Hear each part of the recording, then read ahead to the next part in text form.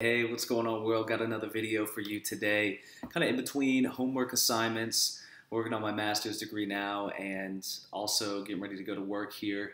Make the donuts is what my old roommate used to say. I want to talk a little bit about failure today.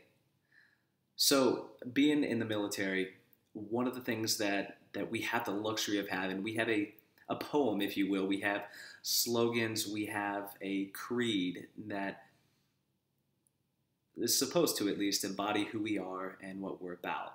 The Air Force, I feel like we kind of robbed from the Army a little bit on ours. But the very last couple lines of our creed says that we will never falter and we will not fail. Never falter and we will not fail. Now, I understand what the leaders of the military were thinking when they wanted to put this out to the Air Force. They wanted us to be able to rise above and all that kind of thing. They wanted us to be able to get things right the first time, get things done, hoorah, all that good stuff. Honestly, I don't agree with it.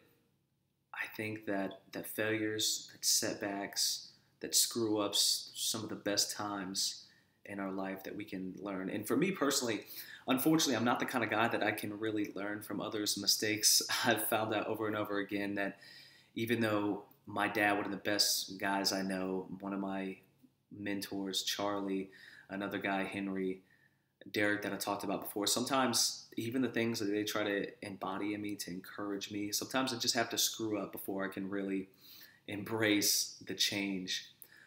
Something personal I went through several years ago. It was a goal of mine always to become an Air Force officer, even from whenever I enlisted about 10 years ago. And I started doing what I need to do, get my college degree. And I was in the last class I needed, and two things happened. The first is I couldn't pass the class. It was Calculus 2, and I had some great encouragement. I couldn't grasp the concepts. And simultaneously, the funding for that program went away. So I was kind of at a loss for a couple years after that. I didn't know what I wanted to do. I was just kind of coasting. And this is around the same time I talked about my last video. I was having some physical adversity, personal adversity that I had to work through. But the real problem was the degree that I was pursuing in physics. Although I enjoy science and math and that kind of thing, it wasn't what I was passionate about.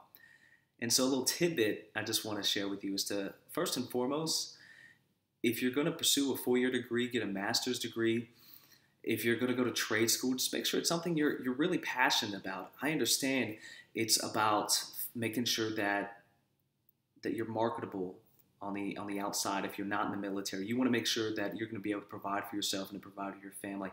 I get that. But there's a difference between a career and a calling. Make sure it's something you're called to do. It's something you're passionate about. And that's what I found when I started my degree in 2013 in Christian leadership and management. Although I had all sorts of stuff going on that kind of discouraged me from going that route, I knew that it's something I was passionate about. In 3 years' time, start to finish, I finished that degree. And because it was something I was passionate about, I had more drive, I had more charisma, I had more zeal. That's something we'll talk about in another video. And I was able to graduate, and simultaneously, within the same month, I was picked up to become an Air Force officer. So at the end of the day, that's just one little tiny tidbit to show you that sometimes our setbacks are just a setup for success. Sometimes our failures, like mine, failing miserably at Calculus 2, was really just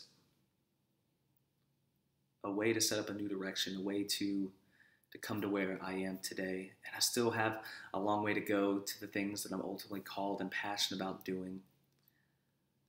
But if it wasn't for that failure, if it wasn't for that setback, I wouldn't be where I am today. So make it a blessed day, everybody. Embrace the failure, embrace the setbacks, because you never know where you're going to be 5 years from now. Take care. God bless.